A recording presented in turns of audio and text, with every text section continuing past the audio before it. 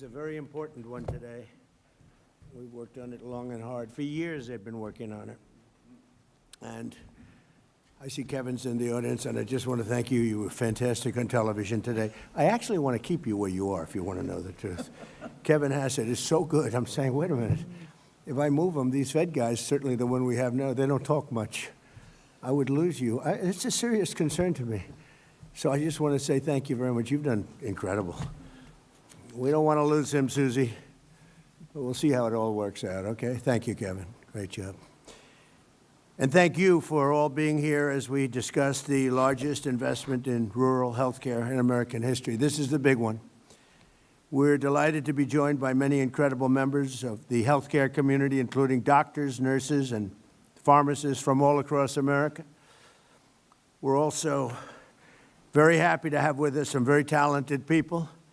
A man who is really good at this, extremely non-controversial, which is, I wanted somebody non-controversial, so I chose Robert F.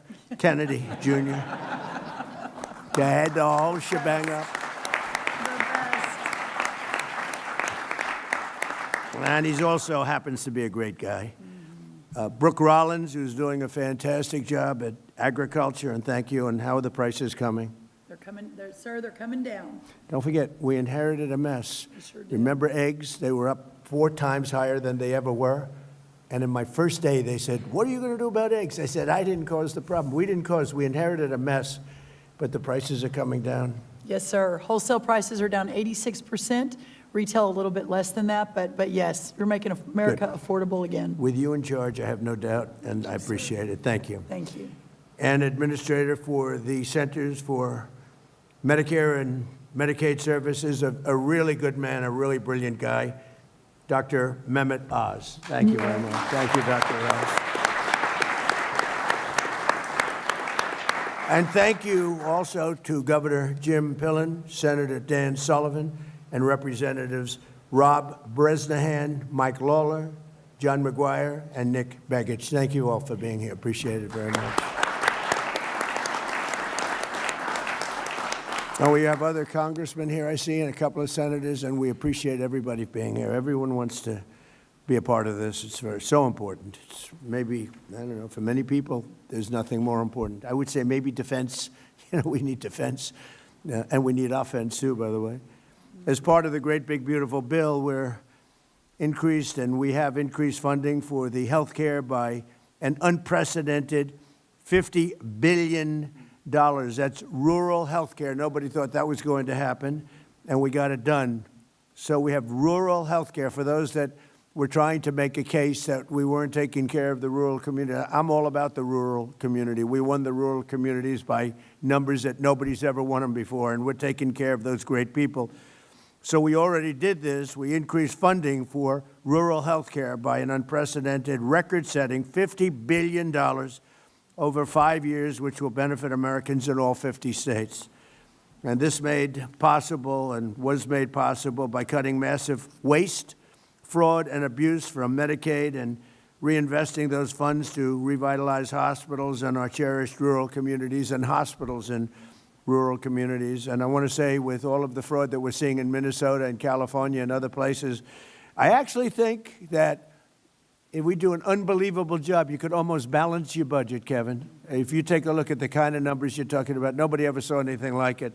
They're all corrupt politicians, from the governor of Minnesota to the governor of California to everybody. They're just corrupt politicians. And you're talking about hundreds of billions of dollars in fraud.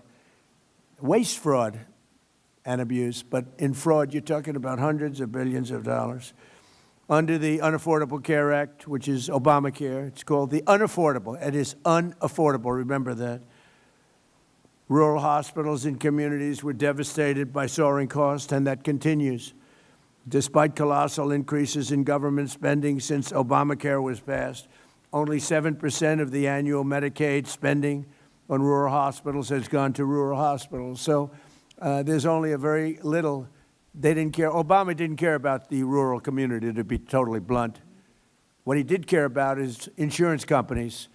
And this was a bill to make insurance companies wealthy. And they did. They made insurance companies very wealthy. I would say they don't like me too much because they spent hundreds of billions of dollars, and we're going to have that money spent to the people and given to the people, not we're going to circumvent the insurance companies. Partially as a result, rural health care facilities have suffered from low occupancy rates, workforce shortages, and failing programs that put Band-Aids, literally put Band-Aids over the problems in those communities, and we're not going to have that. We're taking great care of them.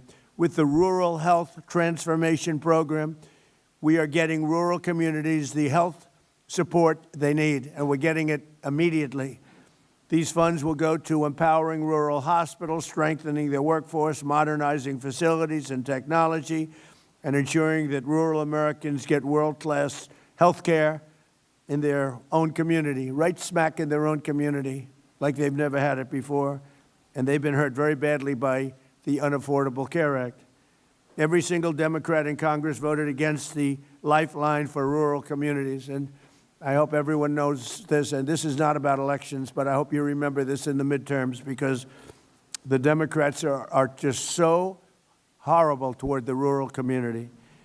But I want to take a moment to thank the incredible House and Senate Republicans who worked so hard on making this historic investment possible. That's what they did, and they did work hard. I don't think, got a Democrat vote, did we? Did we get one Democrat vote? We got all Republican votes. It was an amazing feat, and I want to thank Mike, our Speaker of the House, Mike Johnson, and John Thune for really doing a great job. It was tough. You know, we have small majorities, and I want to thank the congressmen that are here for doing, in particular, for working so hard and getting this done. Yesterday, I also announced our framework to lower health care prices for all Americans, including those in rural America, and we're calling it the Great Health Care Plan. You know, we had to come up with a name, and everybody wanted to say, oh, well, can we put something about lowering costs, because we're lowering costs very substantially. So I had Bobby, and I had Oz. We had everybody in there. We had a whole group of people who were trying to come up with, so we're saying, the cost reduction plan that gives you good health care. And I said, it's too long. It's not going to sell. I said, we had more plans. And they wanted to get the words cost reduction in there, Lola, especially you. They wanted cost reduction in, and then they wanted great health care in. I said, look, you can have one or the other, but it gets too long. We're talking about the name of a plan. So we got it down to 7 or 8 words, and which is far too long. Nobody can remember that much. And I said, how about just call it, because this is the Great Health Care Plan. Now, a great plan has to be cost-effective, otherwise it can't be a great plan. That's the way I looked at it. So we have a very glamorous name. It's called the Great Health Care Plan, not the Unaffordable Care Act. I don't like that name. This is called officially the Great Health Care Plan. That means low price and great health care. So you're going to have, at a lower price, great health care. First, our proposal codifies the massive discounts on prescription drugs that my administration is achieving through our most favored nation provisions. Okay, we can go into this. We can go into this for hours, but the bottom line is we'll be paying the lowest price of any nation in the world. Whoever's paying the lowest, we match it. This could have been done years ago. I was going to do it in my first administration, but when COVID came toward the end, I said, I can't believe it wasn't it wasn't exactly a good time to be doing it. But I said, why isn't somebody doing it? And the reason they're not doing it is that no other nation would agree. France, as an example, paid 10% of what we paid. Germany was paying 13 or 14% what we paid. In other words, we paid many times more, not a little bit more, not 10% more, 10 times more. A pill would cost 10 times more in New York than it would cost in London, as an example, than it would cost in Munich. And this went on for many decades. This was right from the beginning. And the reason it went on was a little bit of the healthcare companies, but it was other nations, and I understand that. If I were heading Germany, I'm not going to double and triple and quadruple my healthcare. They got the healthcare companies to pay. It just took place over a long period of time, got worse and worse. and it just hit numbers that were just absolutely unsaleable. And if you remember, the doctors in the audience remember, they say, well, we have to do research and development. I said, well, what about research and development for Germany? Well, we've decided to put up so the pill would cost 5 times more because of research and development, and 5 times more for other reasons. They had all these phony reasons. And finally, I said to the healthcare companies, we can't do it anymore. We can't do it. And it started, really, I tell the story. It wasn't meant to be funny. People find it funny. But a friend of mine who's a very smart guy, very, very rich, very powerful man, actually, but he was very fat. And he took the fat, I call it the fat drug. I won't give you which one. It was Ozempic. I won't tell you that. And he went to London on one of his many business trips. It's all he does is business. He can't walk across the street, but he's a great businessman. And he said, President, President. I said, what? He used to call me Donnie. Now he calls me President. So I said, you've come a long way. He goes, but I have a problem. What's your problem? In New York, I pay $1,300 for this drug. Now, this means nothing to him. This is like a penny out of your wallet. The guy's worth hundreds of millions, billions of dollars. He said, and in London, sir, I pay just a fraction of that. I said, what are you paying? $87. I said, well, is it the same drug? I knew exactly what he was getting at because it bothered me for a long time. He said, it's the exact same drug. And because of his wealth and his business smarts, he had it checked. It was made in the same plant by the same company. It's identical. And here I pay $87, and in New York I pay $1,300. So it was too much to bear, because after I told him that the drug does not work on him, because I saw him recently, he's actually fatter than ever. I said, the drug is not working on you. You're going to have to go to something else. But it does work on a lot of people. And he said, thanks, you make me feel good. I said, well, I got to be truthful. You always tell the truth, right, Mr. Congressman? Oh, look, two of the great congressmen. But the drug, we have to do something about it, because that's the same with I would say, Bobby, every drug, essentially. Doesn't have to be in that proportion. In some cases, it's much worse. Because what happened, I might as well get off this crap because it doesn't explain it properly. Because what happened is these countries are very smart, and the drug companies would go to them and they said, look, we're paying $10 for the pill. We're not paying more. Charge America. Mm-hmm. And this happened one time, then the next year. This is over 40 years. All of a sudden, they're paying $10 for a pill, and we're paying like $130 for the same pill. It just happened over years, slowly. And it got to a point over the last 10, 12, 15 years where it just was unbearable. And I went to a great executive at Eli Lilly, the top man. He's a very smart guy. And I confronted him, and he had the same line that they always had, blah, blah, blah, research and development. I said, look, we got to stop this nonsense. We're paying 10 times more for things in Europe. It's not research and development. And if it is research and development, they should pay their fair share of that too. And he said to me, and he's a great guy, he said, look, you're right, we can't defend it anymore. I said, you're admitting it? Because these guys had all of them. They must have taken a class together. Must have been, it's probably illegal what they did, Lola, you'll check it, right? They must have gone to school together and said, this is the way we're going to fight this crazy thing where the United States pays 10, 12, 13 times more for a drug. Same drug made in the same plant. And he said, here's the problem we have. The nations are brutal. When we go in and say, we have to give you an increase, they say, no. Put it on America, we're not paying you anything. And they say it with such power, and they actually shut us off from selling the drug. And it just happened over and over again. It got a little worse, a little worse, a little worse. All of a sudden, we're paying many times more for the same. I said, well, it's not going to happen anymore. He said, the problem is, sir, you'll never get the nations to agree. It's impossible. They're very tough, and they are. And they'd have to agree to a doubling or tripling of their drug prices in order to get you down, because the world is a bigger place than us. So it's not like you cut it in half. Actually, if they raised it a little bit, we'd go down a lot. You understand that? I think people understand that. So you raise it like from $10 to $20 or $10 to $30, but we'd go from 130 down to 30 or down to 20. So, because the numbers are much bigger, the numbers on their side are much bigger. So they'd need a doubling or tripling or quadrupling. Now, if you're the head of France, the last thing you want to do is say, I'm going to quadruple the cost of a drug. And that's the way it is. But I said, I know, but it's not fair. And this is taking place. And the head of Eli Lilly, and I really mean it, an unbelievable executive, an unbelievable guy, one of the most successful companies, and who's, by the way, spending hundreds of billions of dollars right now. He's building, he told me the other day, he's building 6 major plants in the United States. You know why he's doing that? Because of tariffs. He's doing that because of tariffs. Without tariffs, he wouldn't be doing it. Nobody understood tariffs until I came along.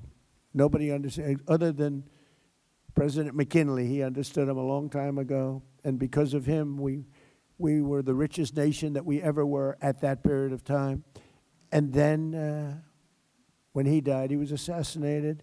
Teddy Roosevelt came over and he inherited a war chest. And he built the Panama Canal, which is the single most expensive thing ever built in the history of the United States, relatively. We spent what would be the equivalent of $5 trillion building the Panama Canal. It was also the most successful thing probably we've ever built, and to this day. And then Jimmy Carter gave it away for $1. This is the same theory we have on favored nations. The great Jimmy Carter, President Jimmy Carter, gave it away for $1. We lost 38,000 men. In those days it was men. I hate to say this, but mostly men. They didn't have a lot of women workers on the Panama Canal. But we lost 38,000 people. They died from malaria and snake bites. It was a combination of that, a vicious snake, one of the most vicious. You get hit, you're dead. They died from snake bites. 38,000. They paid workers from the United States 3 times more than they made to come over to Panama and dig. For many of them, that was not a good deal. They died, 38,000. We gave it away for that. But that same stupidity having to do with the Panama Canal, and I could tell you about 100 other stories too. You don't have time. But that's what went into this whole thing with favored nations.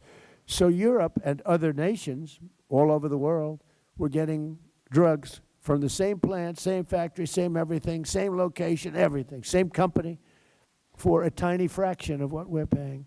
So our people were paying a tremendous amount. So the gentleman from Eli Lilly and others, we had a meeting, and they all finally put up their hands. You got us. We give up. And they were great from that time. But we had a problem. The other nations weren't going for it. France turned it down. Germany turned it down. UK turned it down. European Union turned it down, the whole group. And they said, there's nothing you can do about it, sir. And I said, yes, there is. No, there isn't. You'll never be able to get them up. Or never. I mean, the whole industry is going to be torn apart. I said, we'll get them up easily. Are you crazy? Of course we'll get them up. That's what I do for a living. I get people up. So I started with President Macron of France, and a very nice person. I like him a lot. I hope he's listening because he doesn't believe that, but I do. He's a nice man. And I said, Emmanuel, yes, Donald, thank you so much for calling. Oh, I said, you're not going to like this call. You're going to have to get your drug prices up. No, I will not do that. I said, Emmanuel, we're paying 13 times more than, 13 times, not 13%, 13 times more than you are for this pill. I rattled off some numbers that are crazy. You know the numbers I'm talking about, Oz. Oz would give me some numbers. I'd say, this is crazy. We're paying 10 times, 12 times, 13 times. No, I will not do that. I said, look, you've got to do it. 100% you're going to do it. No, Donald, I told you I will not do that. I said, here's the story, Emmanuel. If you don't do it, I'm going to put a 25% tariff on all goods, wine, champagnes, and everything else coming into the United States of America. He said, Donald, I would love to do this for you. It would be a great honor to do it. And that's where it began. And I went through country after country. Susie was responsible for getting every one of those leaders on the Seeing Susie, by the way, stand up, Susie. She is doing such a good job. She's the first female chief of staff, and she might be the best chief of staff too, but she's doing a great job. Thank you, Susie. So Susie got them on, and I just went one after another. I called Germany. No, we will not do that. I said, no, we're going to put a 25% tariff, which is, by the way, about 7 times more than they would have to pay by raising their drug, like 7 times. This wasn't like a little bit more, 7 times more. And I may do that for Greenland, too. I may put a tariff on countries if they don't go along with Greenland, because we need Greenland for national security. So I may do that. I'll give you a little, I'll take you out of that. In fact, that'll end up being the story. But actually, this is a much bigger story because we're reducing healthcare by numbers that you haven't seen. So I spoke to the top 10 countries. They all said no, and within about 2 minutes, they all agreed. And we were off to the races. And now we have favored nations. It's called most favored nations. So if France is paying, let's say, $20 or $30 instead of $10, we are going to pay that 20 or 30. We pay the lowest price, whatever the lowest price is. So if France is paying $100, but Germany's paying $20, we pay what Germany pays. So we go from a horrible situation on drugs, prescription drugs, to the lowest price anywhere in the world. Is that a correct statement, Oz? Because they're going to blame you. If you want to correct me, you can, but you won't be here for long if you do. They'll You're say, correct, Mr. Oz has President. left employment. No, but is that a correct statement? That's an absolutely correct statement. And that's what we want to codify in the great healthcare plan. Yeah. That's what why we're it's so codifying. important. That's Because right. if the president's not here, there's a flight risk with these companies not obliging us anymore, because I think it's the strength of your personality, but also they know they will follow through with the threats if we don't act. So we believe other countries will change their opinions, and so will drug companies. So we've got to get it into legislation. Well, if you have the wrong president, the countries have tremendous influence over us. They look, why did we go to an income tax system instead of a tariff system? We had the wealthiest nation. If you go back to the 1800s, 1887, we had money, so much money, we didn't know what to do with it. But the countries at that time, same, no different. They have a tremendous influence over this country. For whatever reason, I don't know, but they do. So if you have the wrong president, they'll change the system in 2 minutes. I mean, they'll change it. And the drug companies are very powerful, too. You have to deal with them. In this case, it was both. I mean, you had a problem with the drug companies, but you had a tougher problem, in theory, other than the fact that I understood how to deal with them. And I'm the tariff king, and the tariff king has done a great job. And I hope we win the Supreme Court case, because if we don't, be a shame for our country. Be a shame. We have a great, safe, beautiful country now. We're doing better than we've ever done. We hit 42 stock market highs during the 11-month period that I've been here. There's never been anything like it. Stock market's hitting a new high again today. So it's it's been incredible. So just to end it on this, because it's such a big subject and it can't be explained by reading. As good as my speechwriter is, he's fantastic, but he can't write it in one sentence what we're talking about. So we're going to get most favored nations. We will be taking prescription drugs down to levels never even contemplated. And that's all great for healthcare, because when you're paying a tiny fraction of what you had anticipated paying prior to today, prior to this month, this all took place over the last month and a half.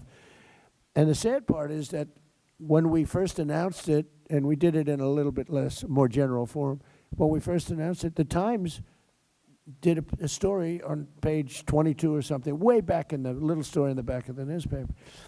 This is the biggest revolution in the history of medicine in this country, because it's price. You're going to buy the drugs for a small fraction of what you were paying for them last month. And I tell the story of my first term. I was the one, after 28 years, that got drug prices down. It was either 1/4 or 1/8 of 1%. I got them down for the year. First time in 28 years. I was so proud of myself, I called a news conference. I said, ladies and gentlemen, for the first time in 28 years, drug prices have gone down for the year. 1/8 of a point. In fact, I had a chart. It was the worst chart I've ever seen.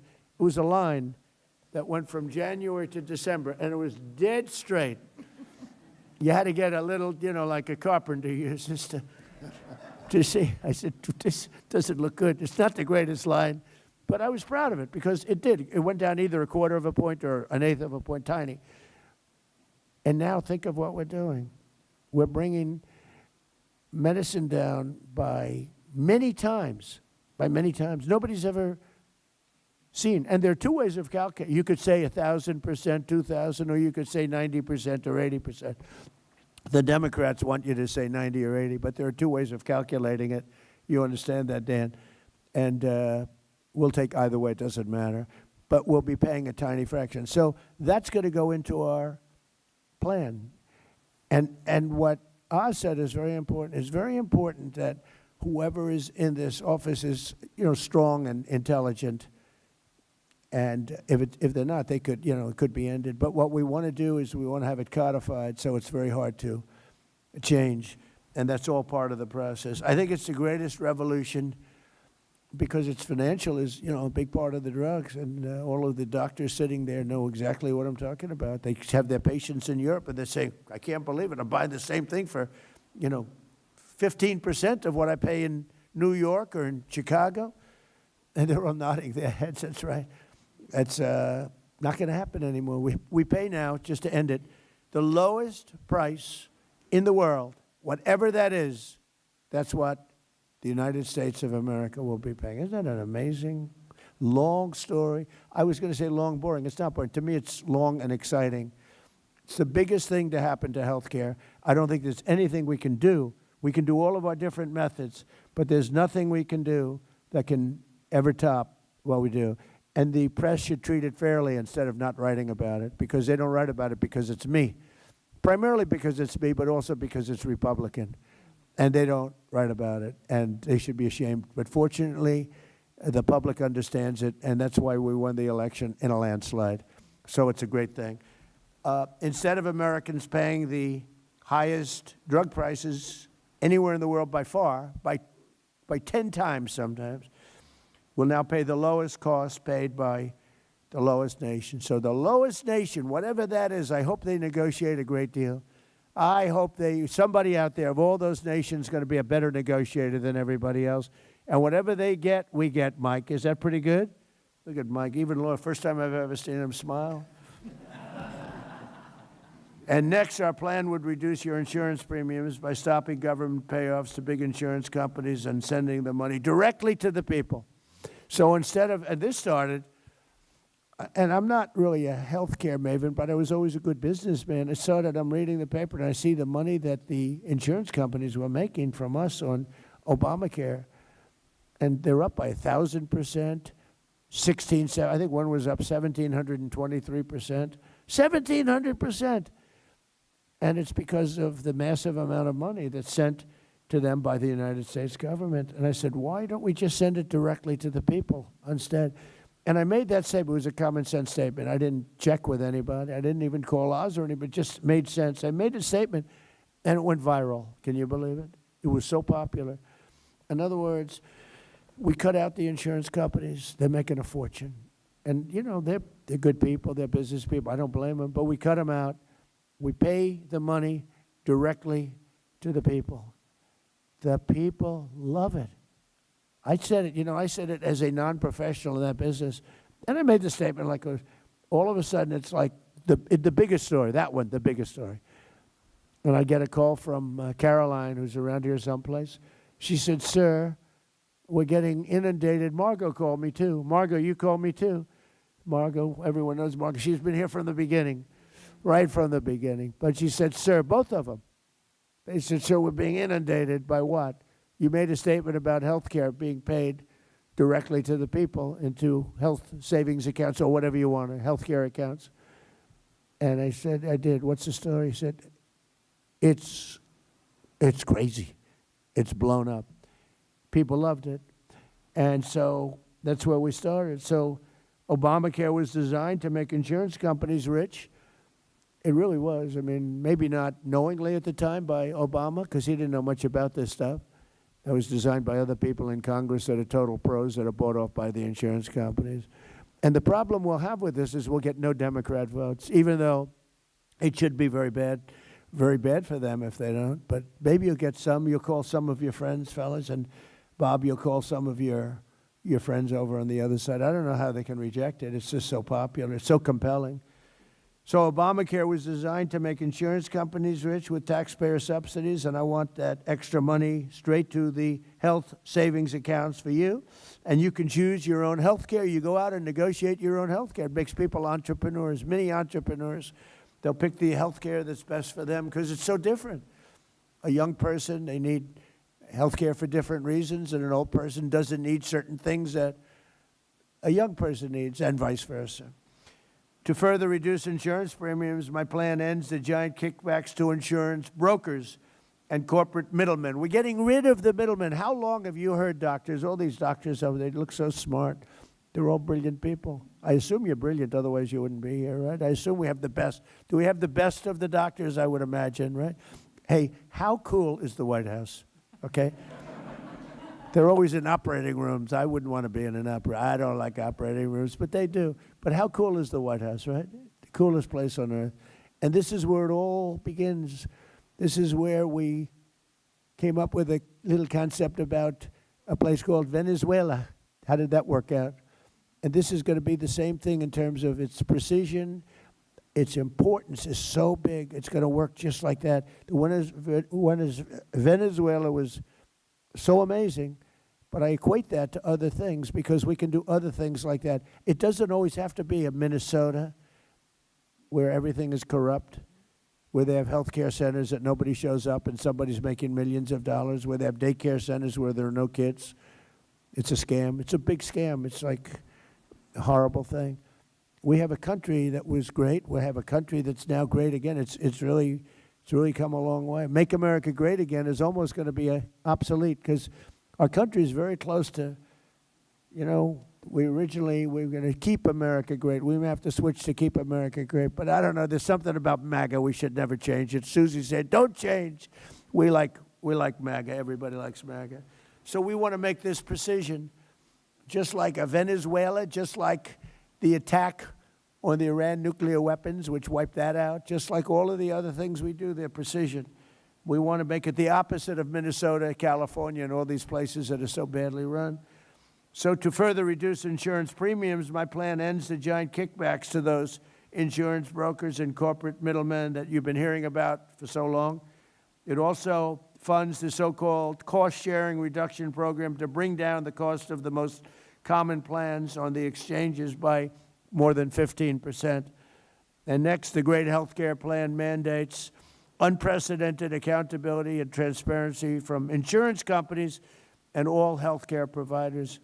We want transparency. You're not allowed to ask a doctor how much is it going to cost. You're going to have your heart ripped out, and you're not allowed to negotiate.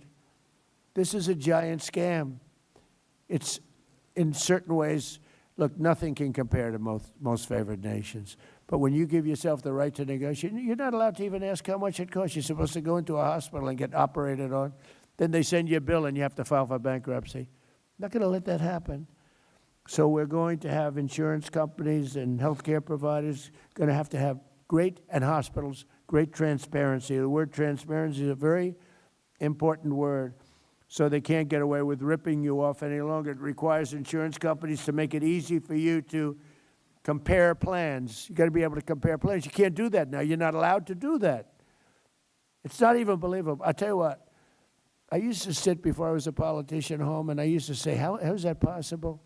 Things happen that, I guess it's just the forces of nature, the forces of power, and you end up with very, very badly treated people, and they won't stand for it. But these forces are going to release an earthquake of reduced price health care. You're going to have massively reduced costs. This is no longer we're going to cut it by the famous 1/8 of a point. You're going to have massively reduced health care, and it's going to be massively better. You're going to have great health care at a much lower price, which is the two things. We want great health care and we want low price. You're going to have great health care at low price. Now you have terrible health care at a high price. You have horrible, horrible Obamacare health care. Like everything else he did, it was crap. It was a horrible plan. It was from day one and should have never been approved. It was a very sad night that night when there was a thumb raised. Most importantly, will require any hospital or insurer who accepts Medicare or Medicaid to prominently post all prices. You're going to post your prices at their place of business. Something they don't have to do, something they're not even allowed to do. We'll have the maximum price transparency, and the cost will come down just by that, not even talking about favored nations. The price will come down. So just in conclusion, I'm calling on Congress to pass this framework into law so that we can get immediate relief to the American people, including rural America, and I hope to get Democrat votes. They know, they saw it. I know a lot of Democrats. And they say that plan is unbelievable. Are you going to vote? Well, I'm going to try. They have tremendous pressure on them. Vote no. Vote no. We have a couple of Republicans. Massey, Thomas Massey, always votes no. He's like, something wrong with the guy. If you have any clinical psychiatrists in there, maybe go check out his mind. But he always votes no. He's a very bad person. He's a very bad Republican, bad American when you always vote no. Just vote no. Do you approve? No. You know, there's not a thing you can say to him either, Lola. Look, Lola wants to be nice. He likes to get along with everybody. I don't.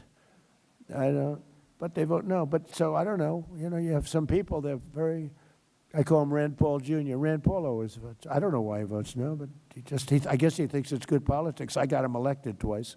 If I didn't endorse him, he wouldn't have been elected. But he doesn't reciprocate, and I guess that's okay.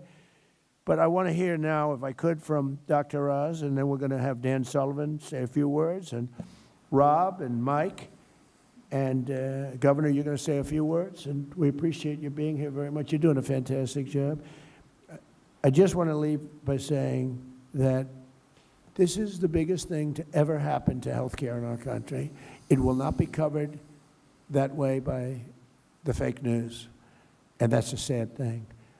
It will probably not be voted positively by the Democrats, and that's a sad thing. They all know how good it is. I think we can make health care into a Republican issue because the Republicans are going to be close to unanimous on this. It should be unanimous. Maybe we will be unanimous, but it'll be close. But we have a small majority. We probably need a little bit of help from the Democrats. So whatever we can do, we're going to do it. It's the biggest thing to happen to health care, maybe from the beginning. So, Oz, would you take it away, please? Thank you very much. Mr. President.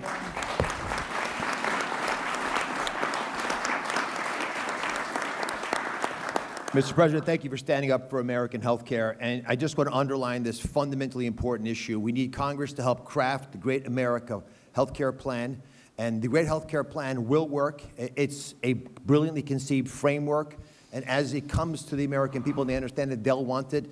And it should represent the analogous situation, similar to what you did so brilliantly last spring with the working families tax cut legislation that the President mentioned, has created the Rural Health Transformation Fund, which is why we're here today.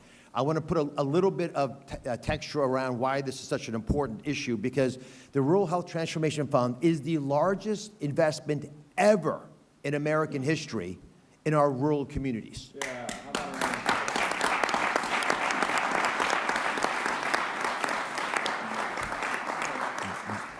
50% increase in the amount of money that Medicaid, which Secretary Kennedy and I regulate, into our rural communities, $50 billion. You can do the math, it's $1 billion per state, and that's an important factor because it got them competing. There are 60 million rural Americans, and these folks do not have access to the same care that's available in urban and suburban America. Their life expectancy, if they're in a vulnerable situation, is 9 years shorter, because your zip code actually is your destiny.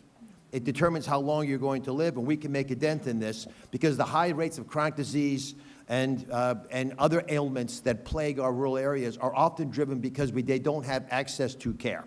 That's going to change because of the Sentinel legislation. And again, it's similar teams, the same leadership, same president, same Congress that passed the Working Families Tax Cut legislation, which is incredibly popular around the country and will make the great health care plan successful as well.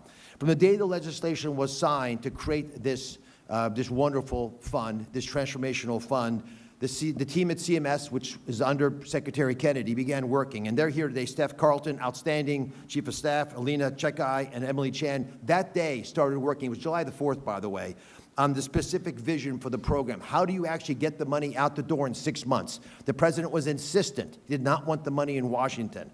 So we began working closely to make sure that we'd use the money not as a Band-Aid, but to empower those closest to the challenges that rural patients face. And who are those people, the 50 people who know rural health care the best? The governors. They wanted the money out of Washington into the governor's hands, and that was done in a remarkable way. The governors thought big. We have one here from Nebraska who was actually the first to start working on community engagement, which is part of that legislation as well. But we have to right-size health care in rural America, and that's an important phrase. All 50 states submitted amazing ideas to transform rural health care in ways that should have been done decades ago. The CMS team awarded each team their portion of the $50 billion investment precisely with the same precision that we took Venezuela leadership, a convicted individual, and with Iran as well, the same precision on time before the end of the year, and got it out of Washington into the states. Now I want to take a step back and do a little thought experiment, Mr. President, if you want to do this. If you, and God forbid this happened, had turned your head the other way in Butler, Pennsylvania, it wouldn't have been an ear injury. Now, I've been to Butler. I'm from Pennsylvania. Butler General Hospital is a good hospital. They don't have neurosurgery there.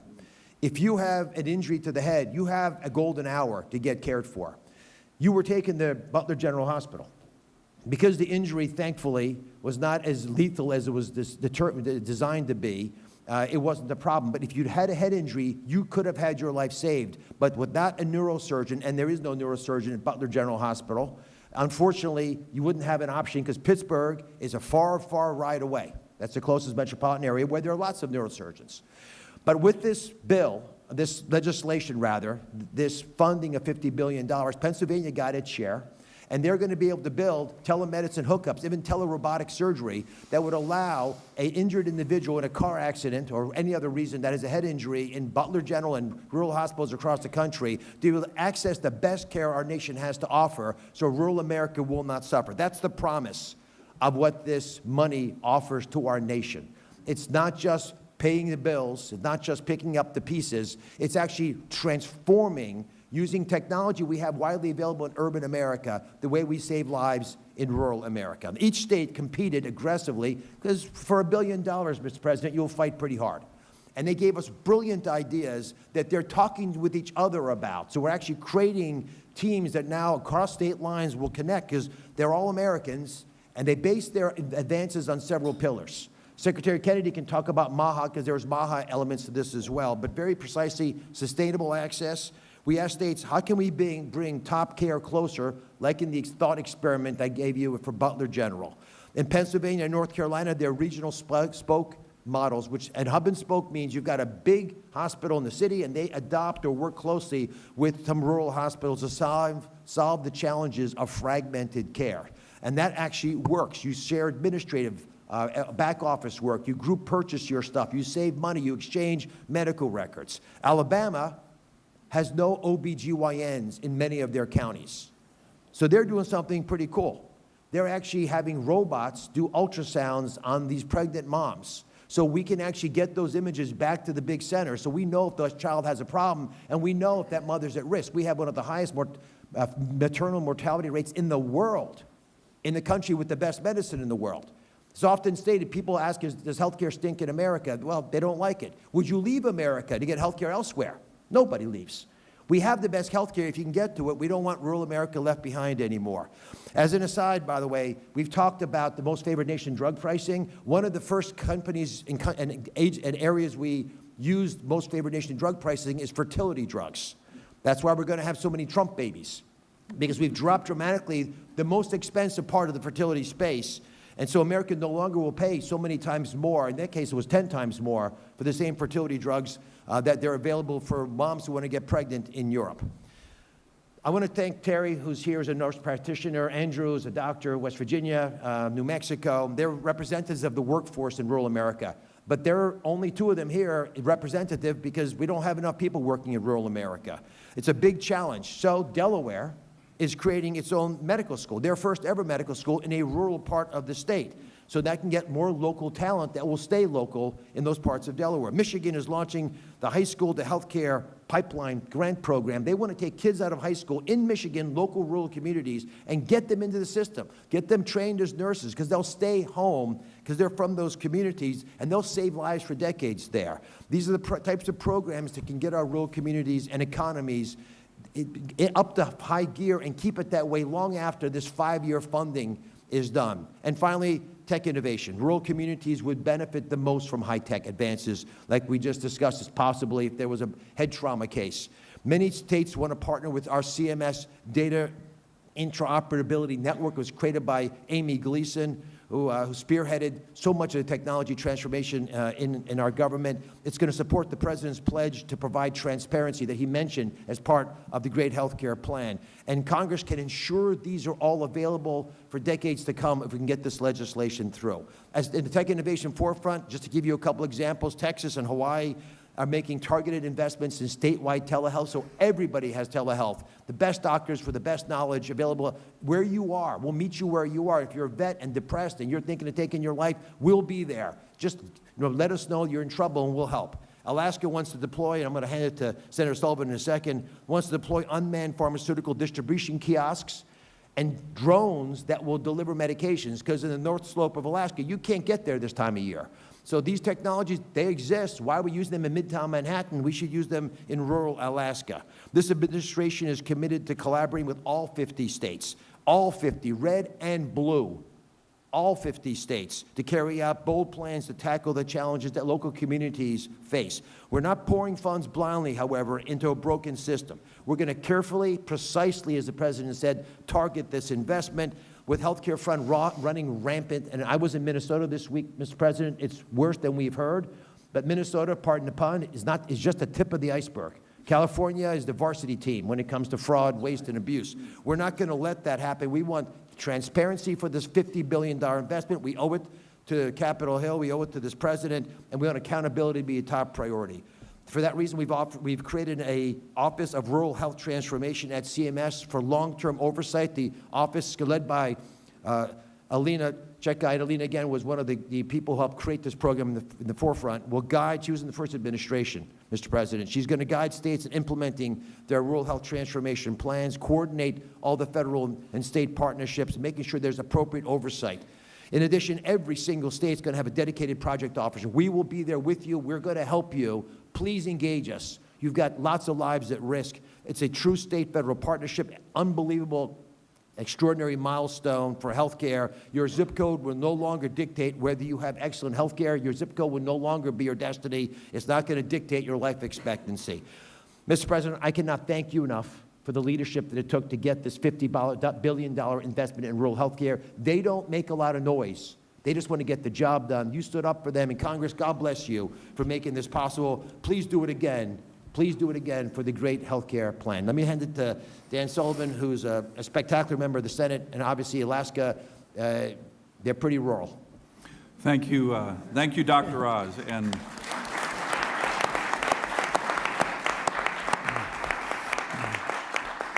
And Mr. President, I am very honored to be here. This is a really exciting day. I want to thank you, sir, and your team.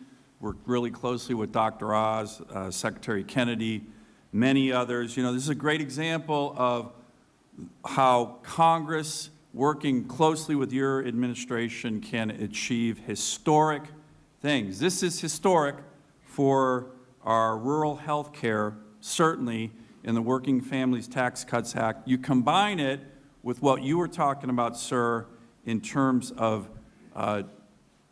drug price reductions for all Americans. So these are two things that are happening right now and are historic, and I agree 100% with you, Mr. President.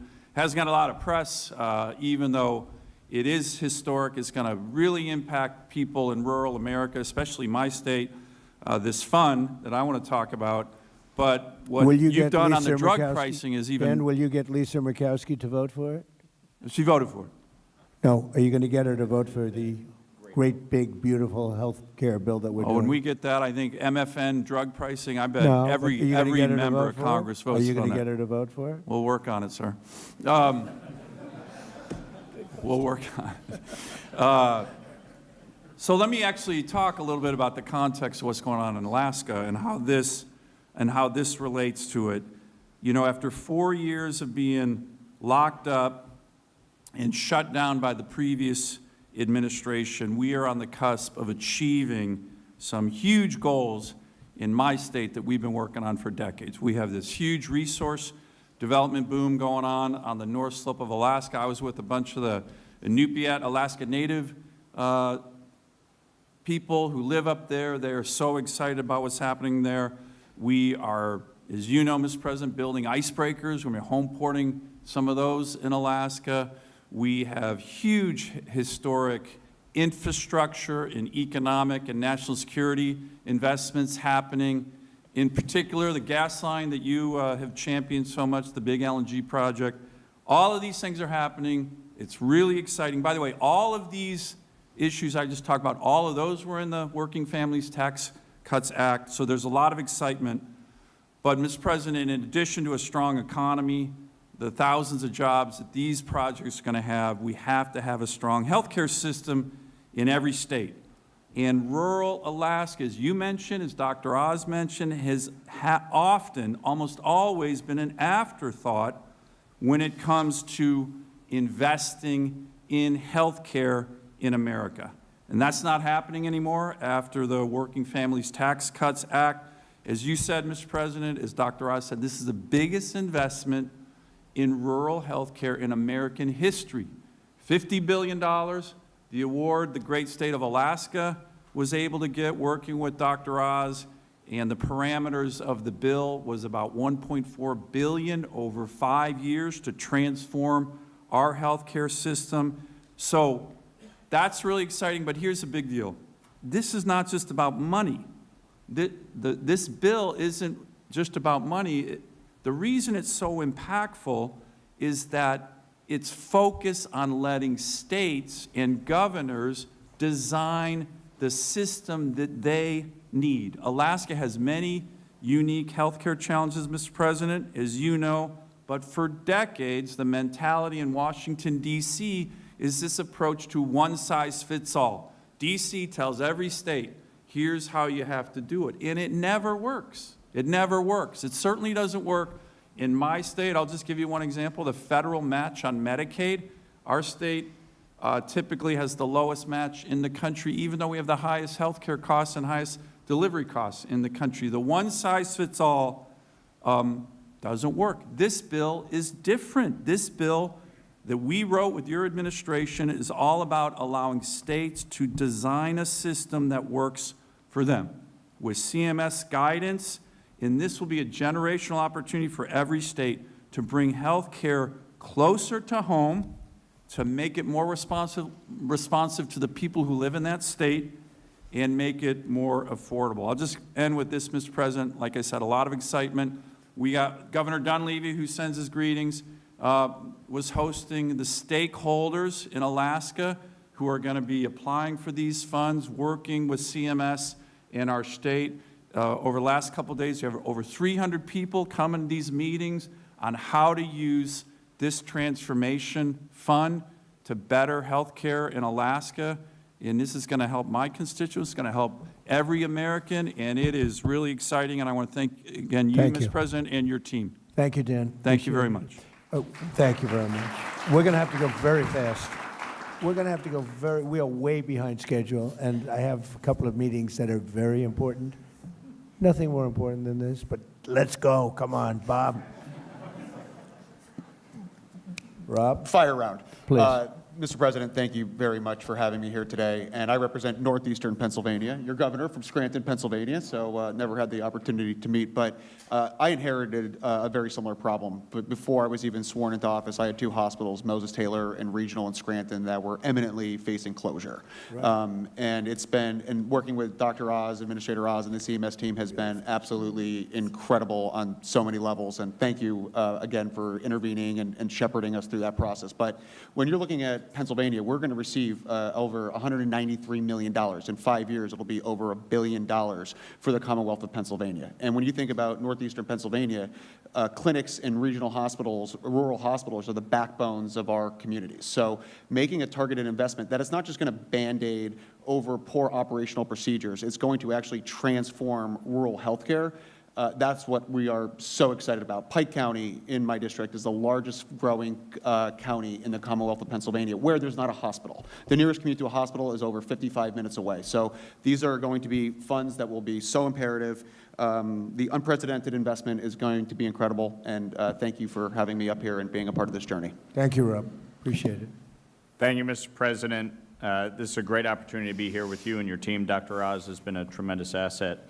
The $50 billion commitment to rural health transformation is critical. New York State is going to see about $212 million in the first year, which is vital for workforce development, access to care, primary, behavioral, maternal, emergency, telemedicine, et cetera. How were we able to do it? Because we rooted out waste, fraud, and abuse in the system. Democrats will just say we cut $1 trillion in Medicaid. That's not what we did. We said you need to be eligible, you need to be a citizen, you need to work if you are able-bodied without dependent children. We reined in the provider tax and state-directed payments, which have exploded over years. And we are taking this money, not only preserving Medicaid for the IDD community, our seniors, our children, our single mothers, but we're investing it in rural health. When you look at Obamacare, health insurance premiums have risen 96% since Obamacare took effect. Insurance revenues up 2,000%. Mr. President, you are 1,000% correct that the insurance companies are the problem. They wrote Obamacare. It's to their benefit, and the American people are being screwed. And so we can get a bipartisan agreement on what you are trying to do. When it comes to lowering drug prices, I will tell you, one of the largest pharmaceutical companies is in my district in Westchester County. I met with them in 2024, and I said, what would you do to lower drug prices? And the response was, go after the European price controls. You are spot on taking on the price controls that have been put in place. Most favored nation is the single best thing we can do to lower prescription drug prices here in America. The pharmaceutical companies will tell you that privately. And that is the fundamental fact. We need to go after PBM reform. Associated health care plans, we put that on the floor. Every Democrat voted against it, every Republican for it. Those would reduce costs by 11% because businesses, small businesses, would be able to pool together and purchase health care plans at a lower rate. We need to go after the PBMs and make sure that insurance companies are not owning providers and owning PBMs. That is what is driving up the cost of health care in this country. You've talked about IVF. I've been a big champion on this. We need to make sure the insurance companies cover it. I also have a tax bill to provide tax incentives to Americans, and what you have done to lower IVF costs on the drugs is critical. And you are 1,000% correct on expanding HSAs. I fundamentally believe that we can address the issues with Obamacare, make sure that the American people have access to care at a lower rate. We can get a bipartisan agreement to address the EPTC with expansion of HSAs so that the money goes to the people and not the insurance companies. We are committed to working to get this done, and I thank you for your leadership. Thank you, Wayne. Thank you. Mr. President, gigantic thank you, and thank you for your incredible leadership. Your courage gives me more courage to say it the way it is. We're working very hard in Nebraska to run government like a business. This investment into rural America, which, by the way, in all of Nebraska, you poll 85%. I don't know what the hell's wrong with the other 15, but your 85 is a pretty good number. I think, be very, very brief. This plan will allow us to do common sense, pragmatic investments in rural Nebraska, and they will be sustainable. We will make sure that we don't need another dollar after 5 years. We are working on simple things like food. Real food is good medicine. We're working on making sure that all of our veterans, Nebraska is 500 miles long, 250 miles wide, no longer are veterans going to have to drive to Omaha to get care. We're going to take care of our veterans at home. Investments in technology so we can educate our children in rural Nebraska to provide health care are really, really important issues. And I think that the other is we've developed what we call 6 Regions, 1 Nebraska, and that will focus and take advantage of those. So we're working on what we have and then being able to use these resources to also help us with mental health and drug care as well. So we're incredibly grateful.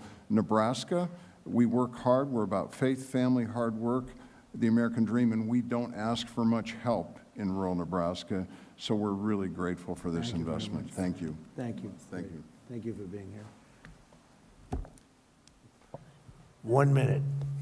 How about 30 seconds? How about 30 seconds, sir? As a small-town kid from Glen Rose, Texas, population 1,200, where I grew up, what you are doing today changes everything. And on behalf of our farmers and our ranchers in rural America, it is a new day, and we're so grateful. The final thing I'll say is I think about Abraham Lincoln, who also sat in this room, and I think about other presidents throughout American history. And you think about how the fundamental course of American history has changed in certain pivot points throughout history. I think about you as the peace president, 8 wars solved, more coming. I think about you as the security president, a border that is secure for the first time and more than any time in American history. I think about you as the prosperity president. We talk about, Kevin, wages going up, We'll give poverty her more coming than down. 1 minute. In fact, Oh, no, I'm almost done. she I'm can, almost no, she done. can speak as long as she wants. I'm almost done. The prosperity president and what's happening. Think about you as the affordability president.